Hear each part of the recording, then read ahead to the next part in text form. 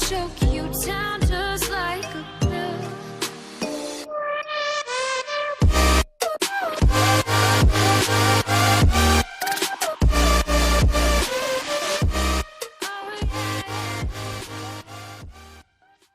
Hello guys and welcome back to Tony Stark Iron Man. पिछले episode में आपने देखा कि प्रोजेक्ट एस्केप के लॉन्च के दिन ही बहुत बड़ा पंगा हो जाता है। वो प्रोजेक्ट आउट ऑफ कंट्रोल हो चुका है, साथ ही साथ किसी और ने उसके ऊपर कंट्रोल कर लिया है और कंट्रोलर सारे बैन हो चुके प्लेयर्स को वापस गेम में डाल रहा है। The escape iron man Arsenal के साथ लड़ रहा है। वो मदरबोर्ड से कॉन्टेक्ट करना चाहता है लेकिन मदरबोर्ड बिजी है। फिर टोनी स्टार्क एडमिन कमांड देकर आर्सेनल को रोकने की कोशिश करता है लेकिन वो गेम टोनी स्टार्क की बात सुन ही नहीं रहा। तब मदरबोर्ड टोनी स्टार्क को मैजिक वर्ड बोलने के लिए कहती है। टोनी स्टार्क बोलता है, कौन सा मैजिक वर्ड? प्लीज। और तब आर्सेनल को बंद कर दिया जाता है। टोनी स्टार्क कह रहा है, ये तो पागलपन है, मैंने गेम को इस तरीके से डिजाइन नहीं किया था। फिर टोनी अमांडा की तरफ भागता है लेकिन तभी उसकी इमेज वहाँ से गायब होने लगती है। टोनी स्टार्क को लगता है कि वो गेम से बाहर निकल रही है। इसके बाद टोनी स्टार्क रियल वर्ल्ड के कमांड सेंटर से कॉन्टेक्ट करता है लेकिन उसे कोई जवाब नहीं मिलता। इसीलिए टोनी एस्केप से बाहर निकल आता है और अपने सामने अमांडा को बेहोश पाता है। फिर अमांडा गेम के अंदर दूसरी जगह पे जागती है। वो पूछती है, मैं कहाँ पे हूँ और मैं यहाँ पे कैसे आई? उसे अपने सामने काफी सारे रोबोट्स दिखाई देते हैं। अमांडा पूछती है, क्या मैं मर चुकी हूँ? लेकिन कौन से हेवन में रोबोट्स होते हैं? तब अमांडा शीशे में देखती है। वो समझ जाती है कि वो अब भी गेम के अंदर है लेकिन वो गेम के अंदर कौन से एरिया में है ये उसे पता नहीं चल पा रहा। उसे एक और पिक्चर दिखाई देती है जो टोनी स्टार्क के बचपन की है। तभी गेट खुलते हैं और उन रोबोट्स का बाप वहाँ पे आ जाता है। अमांडा उस पिक्चर को छुपा लेती है और ये था आर्सेनल। उसे देखकर अमांडा इतनी घबराती है कि उसके हाथ से पिक्चर छूट जाती है। वो एक चेयर उठाकर आर्सेनल को दूर रहने के लिए बोलती है और तब आर्सेनल वाले आर्मर से एक मिडिल एज आदमी बाहर निकलता है। वो अमांडा को शांत होने के लिए कहता है। अमांडा पूछती है, ये सब क्या है? क्या मैं तुम्हें जानती हूँ? वो आदमी कहता है, हावर्ड स्टार्क। अब तुम कौन हो और तुम यहाँ पे कैसे आई? लगता है कि यहाँ पे कोई गलती हुई है। मुझसे कहा गया था कि टोनी की मोम यहाँ पे आने वाली थी। तभी इनको मदरबोर्ड की आवाज सुनाई देती है जो हावर्ड को अमांडा के बारे में बताती है कि यही टोनी स्टार्क को जन्म देने वाली असली मदर है। तभी वहाँ एक अजीब सी रोशनी आती है। टोनी स्टार्क की दूसरी मदर वहाँ पहुँच चुकी है। वो अमांडा से बातचीत करना चाह रही है। वो कहती है, तुम मुझे मारिया बुला सकती हो। बाहर एंडी कह रहा है, हम उसे इस तरीके से नहीं छोड़ सकते, हमें कुछ तो करना होगा। इसके बाद जोकास्टा अमांडा की बॉडी को चेक करती है।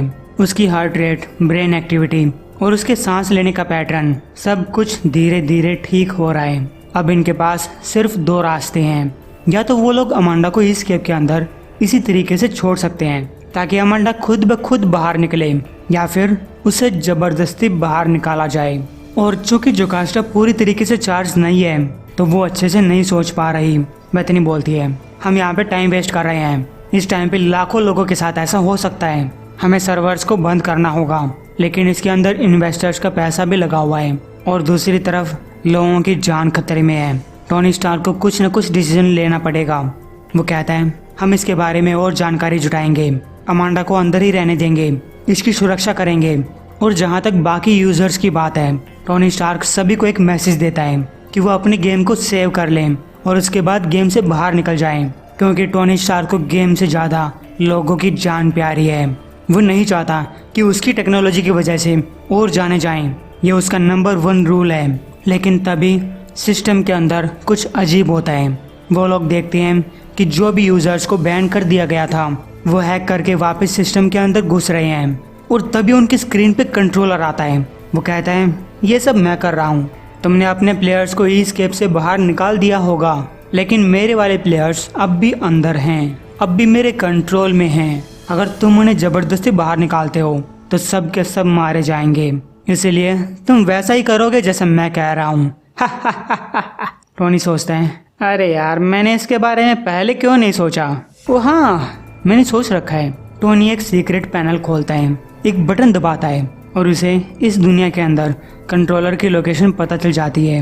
वो जेनेट और रोडी को अपने साथ चलने के लिए तैयार करता है।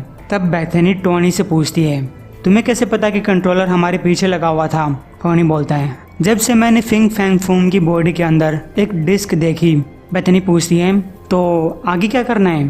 टोनी बोलता है, मेरी मॉम को इलाज के लिए लेकर जाओ और उसकी कंडीशन को मॉनिटर करते रहना। हालांकि एंडी भी अमांडा के साथ जाना चाहता है, लेकिन टोनी को उससे कुछ काम है।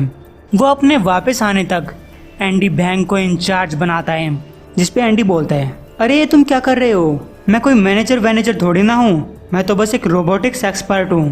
टोनी बोलता है, तुम यहाँ पे सबसे नए हो, तुम यहाँ पे तब आए थे जब कंट्रोलर अपनी पहली चाल चल चुका था, जिसका मतलब है कि कंट्रोलर तुम्हें उतनी ताकत से कंट्रोल नहीं कर सकता और मैं सिर्फ तुम्हारे ऊपर ही यकीन करता हूँ। वो सब लोगों से बोलता है कि कंट्रोलर इस केप के अंदर घुस चुका है, मदरबोर्ड कॉम्प्रोमाइज हो चुका है और जहाँ तक मैं जानता हूँ सिर्फ एक ही आदमी ऐसा है जो इस केप के अंदर चुपके से घुस सकता है, या फिर मैं ये कहूँ मशीन मैन।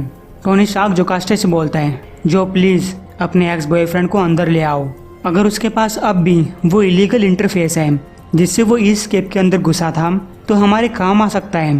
टोनी बाकी सबसे बोलता है कि तुम लोगों को सिर्फ एक काम करना है, किसी न किसी तरीके से अमांडा और बाकी सबको वहाँ से बाहर निकालना है। हम अच्छे लोग हैं, हम सभी को बाहर निकालेंगे, चाहे वो कितने ही बुरे क्यों ना हो। इसके बाद टोनी अपने पुराने आर्टिफिशियल इंटेलिजेंस फ्राइडे से बोलता है, देखो मदरबोर्ड तो कॉम्प्रोमाइज हो चुका है, अब मैं उसके ऊपर भरोसा नहीं कर सकता, इसीलिए मुझे तुम्हारी ज़रूरत है, तुम्हें फिर से मेरे आर्मर के अंदर आना होगा। फ्राइडे बोलती है, लेकिन तुमने तो प्रॉमिस किया था। एंडी बैंक समझ जाता है कि इसीलिए टोनी ने जोकास्टा को बाहर भेज दिया, क्योंकि वो टोनी को ऐसा करने ही नहीं देती। तो फ्राइडे को टोनी की बात माननी पड़ती है, लेकिन वो बोलती है, मुझसे प्रॉमिस करो कि जब तुम्हारा काम हो जाएगा तो मुझे अपने सिस्टम से बाहर निकाल दोगे। एंडी बैंक कहता है, और तुम कुछ टाइम पहले कह रहे थे कि हम अच्छे लोग हैं। लेकिन टोनी स्टार्क फ्राइडे को लेकर चला जाता है सीधा उस लोकेशन की तरफ जहाँ पे कंट्रोलर मौजूद है, द अनकैनी वैली, वही सीक्रेट रोबोट बार। यहाँ पे मशीन मैन अपने प्यार के गम में डूबा हुआ है और बाकी रोबोट्स मशीन मैन को उसे भूल जाने के लिए बोलते हैं। तभी जोकास्टा उसके सामने आती है। मशीन मैन बोलता है, भला ये क्या बात हुई? लेकिन थोड़ा बहुत गुस्सा दिखाने के बाद बेचारा मशीन मैन मान जाता है, भला वो सिंगल रह के कैसी ज़िंदगी बिताएगा। तब जोकास्टा बोलती है, मैं यहाँ पे तुम्हारी गर्लफ्रेंड बनने के लिए नहीं आई, मुझे प्रोजेक्ट एस्केप में तुम्हारी मदद चाहिए। एरोन उससे फिर से चिढ़ जाता है। जोकास्टा उसे समझाने की कोशिश करती है कि बहुत सारे लोगों की जान खतरे में है, लेकिन मशीन मैन कहता है, मुझे क्या फ़र्क पड़ता है। तो काफ़ी मनाने के बाद बेचारा मशीन मैन पिघल सा जाता है और तभी जोकास्टा की बैटरी ख़त्म हो जाती है। उधर जेनेट और रोडी न्यू जर्सी पहुंच चुके हैं और उन्हें कंट्रोलर की लोकेशन पे बेंट्रॉनिक्स की बिल्डिंग दिखाई देती है, लेकिन ये लोग टोनी के बिना अंदर नहीं जाना चाहते और तभी टोनी भी वहाँ पे पहुँच जाता है। तब आयरन मैन उस फैसिलिटी के बारे में बताता है। इसमें 3D प्रिंटिंग टेक्नोलॉजी का यूज़ होता है, जिससे तुम कोई भी चीज़ बना सकती हो और ड्रोन्स का इस्तेमाल करके कहीं भी भेज सकती हो। ये फ्यूचर है। तभी रोडी उन ड्रोन्स को स्कैन करता है, उनके अंदर हथियार भरे हुए हैं। तभी उनके सामने कंट्रोलर की इमेज आती है। वो कहता है, तुम इनको मिस्ट्री बॉक्सेस समझ सकते हो। टोनी पूछता है, अब तुम क्या कर रहे हो? तो कंट्रोलर कहता है, मुझे लगा कि तुम्हें पता होगा, मैं बस तुम्हारी बनाई हुई चीज़ को एक कदम आगे ले जा रहा हूँ। तुमने इस संसार को एक तोहफा दिया और मैंने इसे सच कर दिया। तो गाइस, कंट्रोलर उन लोगों को हथियार पहुँचा रहा है जो इस टाइम पे गेम खेल रहे हैं। उन प्लेयर्स को लगता है कि वो गेम के अंदर हैं, लेकिन वो सब कुछ असल ज़िंदगी में हो रहा है और ये प्लेयर्स ऐसे हैं जो सिर्फ और सिर्फ तबाही मचाना चाहते हैं। कंट्रोलर बोलता है, ये तुम्हारा गेम है टोनी स्टार्क, चलो खेलें।